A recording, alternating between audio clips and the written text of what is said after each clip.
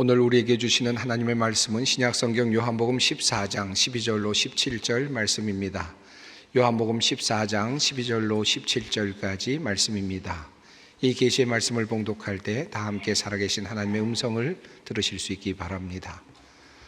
내가 진실로 진실로 너희에게 이르노니 나를 믿는 자는 내가 하는 일을 그도 할 것이요 또한 그보다 큰 일도 하리니 이는 내가 아버지께로 감이라.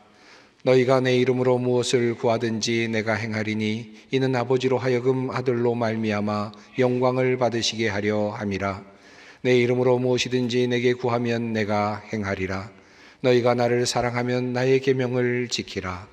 내가 아버지께 구하겠으니 그가 또 다른 보혜사를 너희에게 주사 영원토록 너희와 함께 있게 하리니 그는 진리의 영이라. 세상은 능히 그를 받지 못하나니 이는 그를 보지도 못하고 알지도 못함이라. 그러나 너희는 그를 아나니 그는 너희와 함께 거하시며 또 너희 속에 계시겠음이라. 아멘. 부활절부터 시작된 기쁨의 50일이 이제 끝이 났습니다. 그리고 오늘 우리는 성령 강림주일을 맞이하고 있습니다. 요한복음에 따르면 부활하신 예수님께서 제자들에게 두 가지를 부탁을 하셨습니다. 하나는 서로 용서하라라는 말씀이었고 또 하나는 성령을 받으라라고 하는 말씀이었습니다. 요한복음 20장 22절 말씀입니다. 예수께서 또 이르시되 너희에게 평강이 있을지어다. 아버지께서 나를 보내신 것 같이 나도 너희를 보내노라. 이 말씀을 하시고 그들을 향하사 숨을 내쉬며 이르시되 성령을 받으라.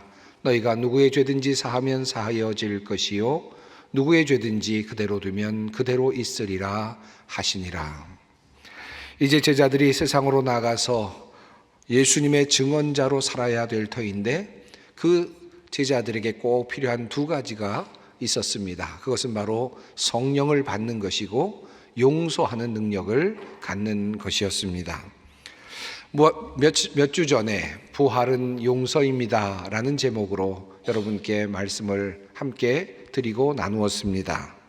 그 말씀을 들으시고 아마도 마음에 큰 부담을 가지고 계시는 분들이 있을지도 모르겠습니다. 예수님은 용서하라고 말씀하시는데 용서가 잘 안 됩니다. 어떻게 그런 사람들을 다 용서할 수 있겠습니까? 참 인간적으로 하기가 어렵습니다. 마음에 부담을 가지고 계시는 분들이 꽤 많이 있을 것입니다. 사실 용서는 우리의 성품이나 또는 우리의 성격이나 우리의 능력으로 가능하지는 않습니다. 용서는 하나님의 영역입니다.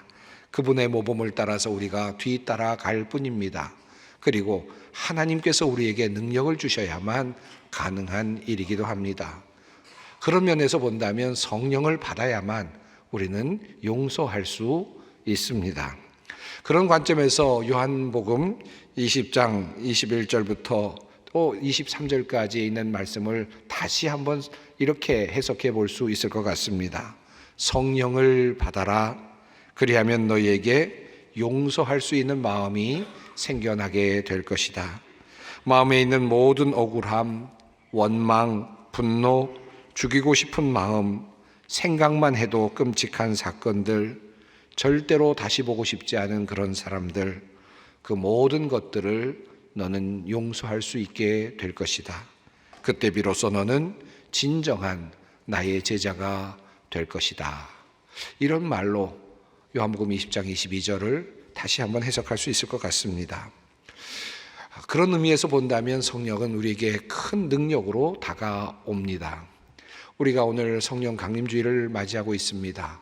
성령 강림주일을 맞을 때마다 우리는 한 가지 큰 문제 앞에 서곤 합니다. 성령을 받으라고 말씀하시는, 그리고 애타게 요청하시는 그 예수님, 주님의 말씀, 그리고 성령을 받을 필요를 느끼지 못하는 오늘을 살아가는 수많은 사람들, 그 사이에 괴리감이라 할 수 있겠습니다. 여러분은 성령 강림주일 오늘 예배 자리로 오시면서 어떤 마음으로 오셨습니까? 성령 꼭 받아야 되겠다, 애타는 마음, 간절한 마음으로 오셨습니까? 어떤 분들은 내가 성령을 받으면 지금 나의 모습에서 너무 급격한 변화가 있을 것 같아서 두려운 마음에 성령 받기를 꺼리는 분들이 꽤 있습니다. 어떤 분들은 내가 지금 잘 살고 있는데 지금 이대로도 부족한 것이 없는데 성령 받을 필요가 없다라고 말씀하시는 분들도 꽤 있습니다. 또한 과거에 우리 믿음의 선조들이 보여주었던 소위 성령 받았다라고 하면서 보여준 자기 중심적인 태도, 권위적인 모습, 가정을 버려두고 신비 체험이나 은사 체험 등에 몰려다녔던 그런 모습의 부작용으로 인해서 나는 그런 삶을 살고 싶지 않다라고 말씀하시면서 성령 받을 필요가 없다라고 그렇게 말씀하시는 분들도 꽤 있습니다. 이러한 우리들의 마음이나 또는 우리들의 생각과는 달리 성경은 끊임없이 우리에게 성령 받을 것을 우리에게 권면하고 있습니다. 한마디로 말하면 성경이 우리에게 전하고 있는 성령님은 참으로 좋은 분이십니다. 우리에게 꼭 필요한 것이죠. 사실 하나님께서 우리 모두에게 주시는 가장 큰 선물이라고 할 수 있을 것입니다. 우선 요한복음은 예수님과 세례 요한과의 그 극명한 차이를, 이 레벨의 차이를 성령과 관련해서 연관해서 우리에게 알려주고 있습니다. 세례 요한이 큰 선지자가 맞죠. 큰 위대한 선지자입니다. 그럼에도 불구하고 예수님과는 분명한 차이가 있음을 요한복음은 우리에게 알려줍니다. 세례 요한은 세례를 베풀되 물로 세례를 베푸는 사람입니다. 하지만 예수님은 성령으로 세례를 베푸는 분이십니다. 그런 관점에서 본다면 세례 요한과 예수님은 큰 차이가 있습니다. 이것을 조금 더 분명하게 표현한다면 성령 받지 못한다면 사실 우리는 예수님과 관계가 없는 것이다 라고 말할 수도 있을 것입니다. 우선 세례 요한이 예수께 세례를 베풀 때 하늘로부터 예수님 머리 위로 성령께서 임하셨음을 성경은 우리에게 보여주고 있습니다. 예수님께서는 자신의 공생의 사역을 성령과 함께 시작하셨습니다. 그리고 말씀을 하실 때마다, 사역을 하실 때마다 늘 성령과 동행하며 모든 일들을 감당해 내셨습니다. 요한복음 3장 34절 말씀입니다. 하나님이 보내신 이는 하나님의 말씀을 하나니 이는 하나님이 성령을 한량없이 주심이니라. 예수님을 향하여 지금 하나님께서 성령을 부어주셨고 그 성령의 도우심을 받으시면서 예수님께서 말씀을 전하셨고 사역을 감당하셨음을 말씀하고 있는 내용입니다. 예수님께서 이 땅에 하신 모든 말씀들이 성령과 함께 하신 것들이다라는 뜻입니다. 하나님의 아들이시며 우리의 구원자가 되시는 예수님께서도 이 땅에서 성령과 함께 생활을 하셨고 일을 하셨다면 우리같이 부족하고 허물 많고 연약한 존재가 어떻게 홀로 우리의 삶을 살아갈 수 있겠습니까? 예수님께서 얼마나 성령을 귀하게 여기셨는지 또 우리에게 얼마나 필요하다고 생각하셨는지를 보여주는 귀한 말씀이 있습니다. 요한복음 16장 7절 말씀입니다. 그러나 내가 너희에게 실상을 말하노니 내가 떠나가는 것이 너희에게 유익이라. 내가 떠나가지 아니하면 보혜사가 너희에게로 오시지 아니할 것이요 가면 내가 그를 너희에게로 보내리니. 우리 주님께서는 말씀하시기를 실상을 너희에게 말한다 라고 말씀하시면서 내가 떠나는 것이 도리어 너희에게 유익하다 라고까지 말씀하셨습니다. 부활하신 주님께서 이 땅에 함께 거하시는 것이 얼마나 큰 유익이 되겠습니까? 그런데 주님께서는 도리어 내가 떠나고 그래서 성령님이 너희에게 임하시는 것이 너희에게 더 큰 유익이 있다라고까지 말씀하셨습니다. 도대체 성령님은 어떤 분이시길래 그만큼 귀한 일을 하시는 것입니까? 보혜사라는 말은 헬라어로 파라클레토스라고 그렇게 원어로 사용이 되고 있습니다. 옆에서 돕는 분이다 라고 하는 뜻입니다. 예수님이 보내주시는 성령님은 어떤 분이신가? 옆에서 도와주시는 분이십니다. 한마디로 성령님은 우리의 인생을 보다 값지게 살 수 있도록 옆에서 도와주시는 분이십니다.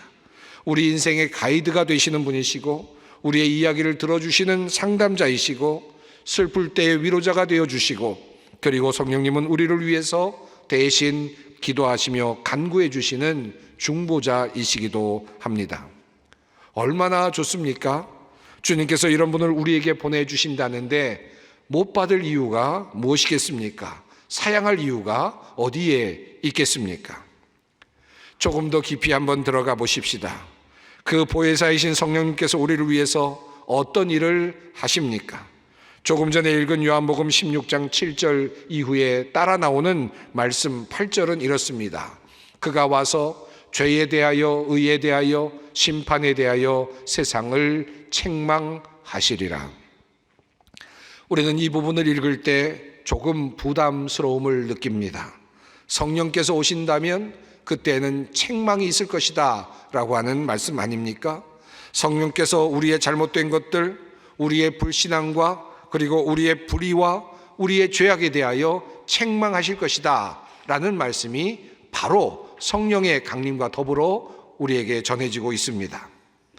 우리가 성령 받으면 우리에게 급격한 변화가 일어날 것 같다라는 생각 때문에 두려워하는 분들이 있다고 말씀드렸는데 사실 그 말씀이 타당하기도 합니다.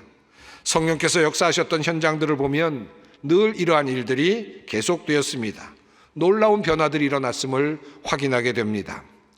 1907년 평양 대부운동 때 선교사들이 평양 대부운동 때 많은 성령의 운동들이 일어나고 성령의 역사심이 일어나는 것들을 미국 교회에 보고하였습니다.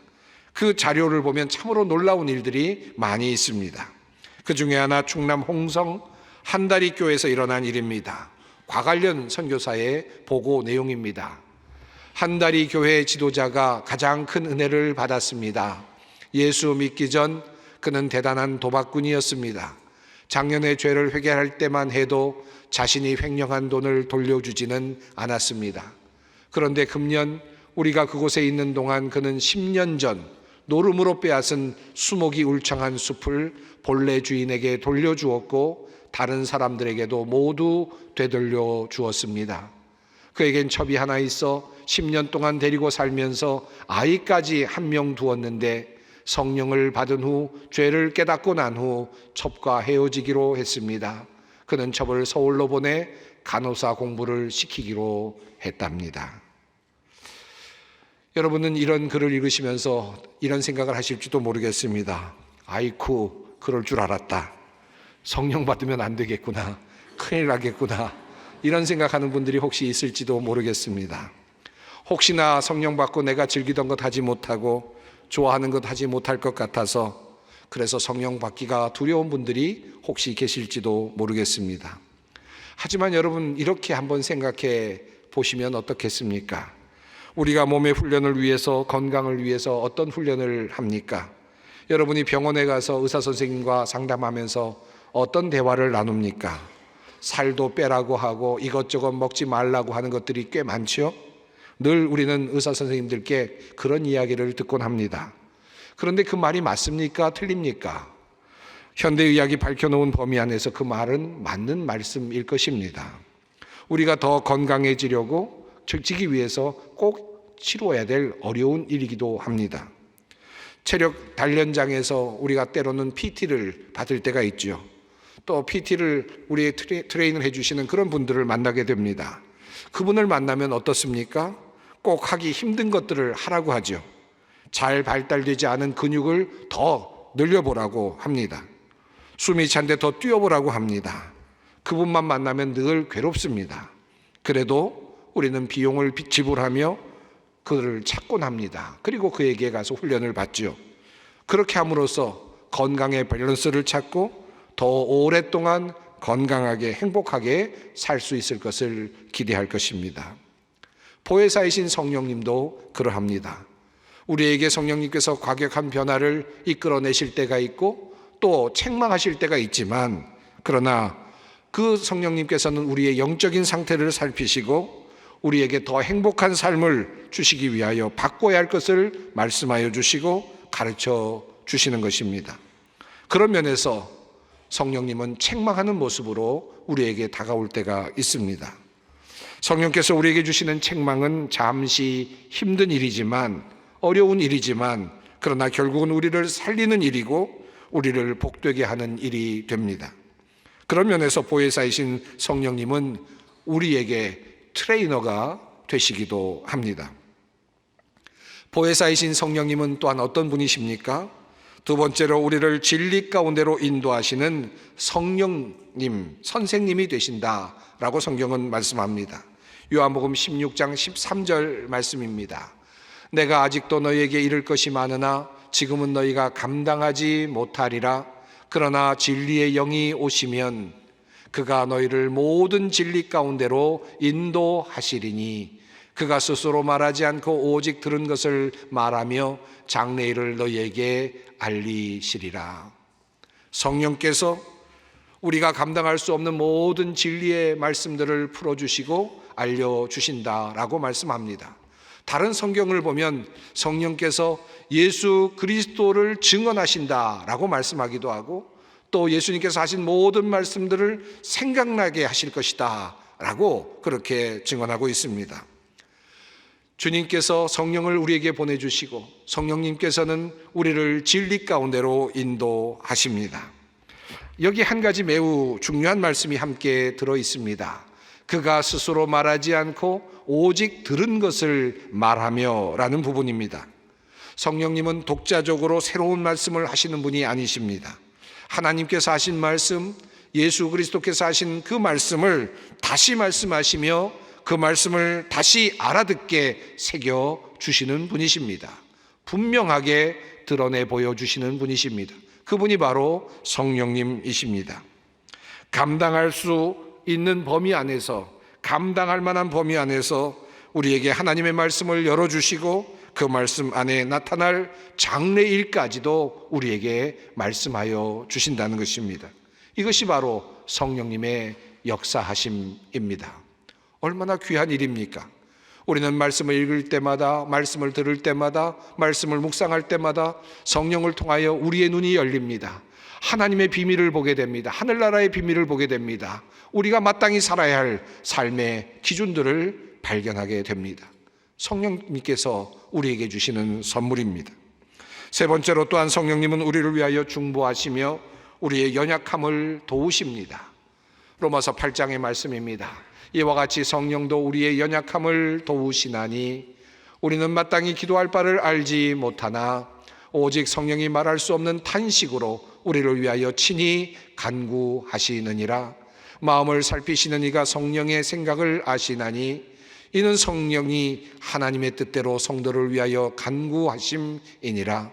우리가 알거니와 하나님을 사랑하는 자 곧 그의 뜻대로 부르심을 입은 자들에게는 모든 것이 합력하여 선을 이루느니라. 때로는 성령을 받았음에도 불구하고 바른 길을 가지 못할 때가 있습니다. 낙심할 때도 있습니다. 믿음이 약해질 때도 있습니다. 방황할 때도 있습니다. 그럼에도 불구하고 성령님께서는 우리를 지켜내시고 말할 수 없는 탄식으로 주님께 중보의 기도를 드려주신다는 것입니다. 우리가 비록 빗나가고 어려움 속에 있을지라도 주님께서는 우리를 그 기도로 지켜내시고 마침내 우리를 모든 것이 합력하여 선을 이루는 자리까지 이끌어 가신다는 것입니다. 그분이 바로 성령님이십니다. 사실 이 외에도 성령님의 역사하심과 역할은 너무나도 성경에 많이 다양하게 나타나고 있습니다. 오늘은 이 세 가지만을 함께 살펴보았습니다.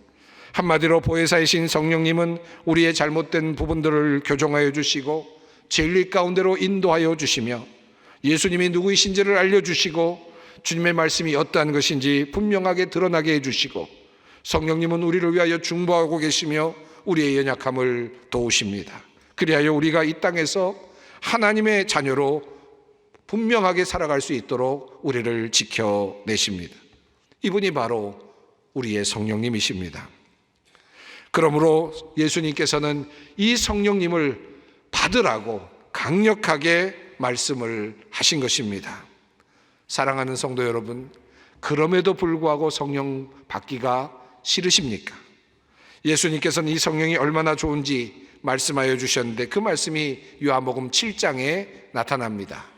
명절 끝날 곧 큰 날에 예수께서 서서 외쳐 이르시되 누구든지 목마르거든 내게로 와서 마시라.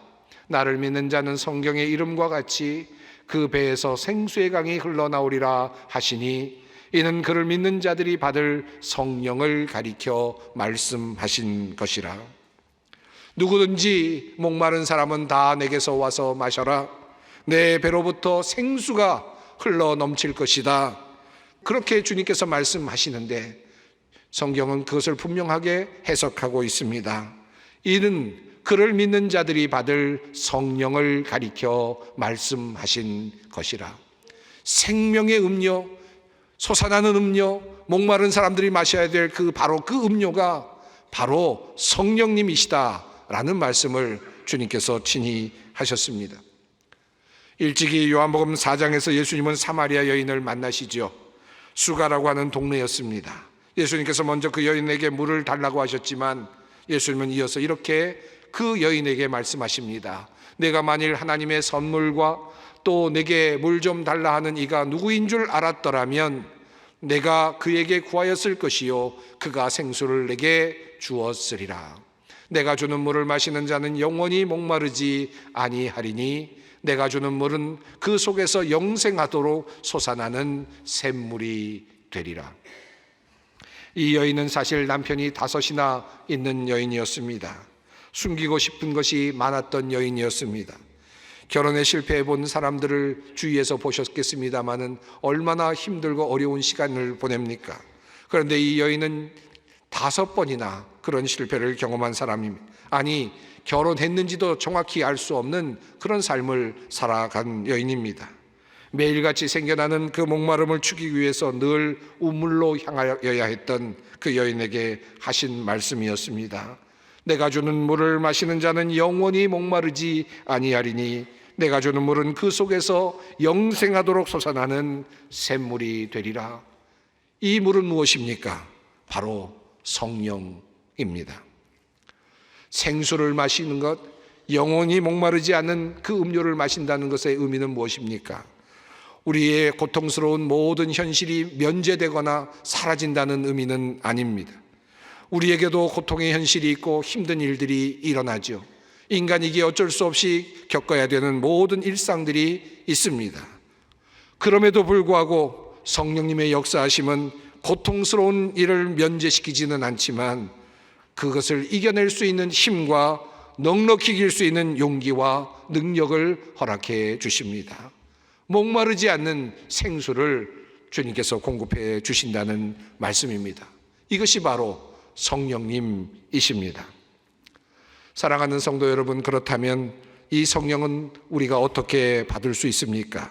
성령을 받으려면 무엇을 준비해야만 합니까? 조금 전에 말씀드린 요한복음 4장의 사마리아 여인과의 대화를 다시 한번 생각해 봅니다. 예수님께서는 목마르신 듯 사마리아 여인에게 물을 달라고 하셨습니다. 사실 이것은 유대인 남자가 좀처럼 하지 않는 일이었습니다. 그래서 사마리아 여인은 왜 유대인인 남자가 나에게 물을 달라고 합니까? 라고 반문하기도 했습니다. 그러나 예수님께서는 그것을 통해서 무엇인가 의미를 담아 보내셨습니다. 예수님께서 물을 달라고 하셨기에 여인이 물을 주게 되었지요. 예수님께서 물을 달라고 하지 않았더라면 그 여인은 예수님께 물을 주지 않았을 것입니다. 이 당연한 이야기가 매우 중요한 구도 안에 들어 있습니다. 예수님께서는 물을 달라고 요청하시는 그 모습을 보여주시면서 여인에게 이렇게 말씀하십니다. 내게 물 좀 달라 하는 이가 누구인 줄 알았더라면 내가 그에게 구하였을 것이고 그가 생수를 내게 주었으리라. 즉, 이 말씀은 무슨 뜻입니까? 내가 지금 너에게 요청을 하지 않았느냐? 물을 달라고 요청했지. 그러니까 네가 나에게 물을 주지 않았느냐? 이와 똑같은 방식으로 네가 나에게 구할 것이 있다. 바로 네가 나에게 생수를 구한다면 나는 너에게 그 생수를 줄 것이다. 네가 나에게 성령을 구한다면 나는 너에게 성령을 줄 것이다. 네가 구하지 않는다면 나는 너에게 주지 못할 것이다. 바로 이 말씀을 하시는 것입니다. 보혜사 성령에 대한 말씀을 이어가시는 중에 예수님께서 이 말씀을, 기도에 대한 말씀, 요청에 대한 말씀을 수없이 하셨습니다. 요한복음 16장 23절로 24절에도 그런 내용이 나오고 있죠. 이러한 구하는 기도와 성령의 연결이 오늘 본문 말씀인 요한복음 14장에 잘 나타나 있습니다. 너희가 내 이름으로 무엇을 구하든지 내가 행하리니 이는 아버지로 하여금 아들로 말미암아 영광을 받으시게 하려 함이라. 내 이름으로 무엇이든지 내게 구하면 내가 행하리라.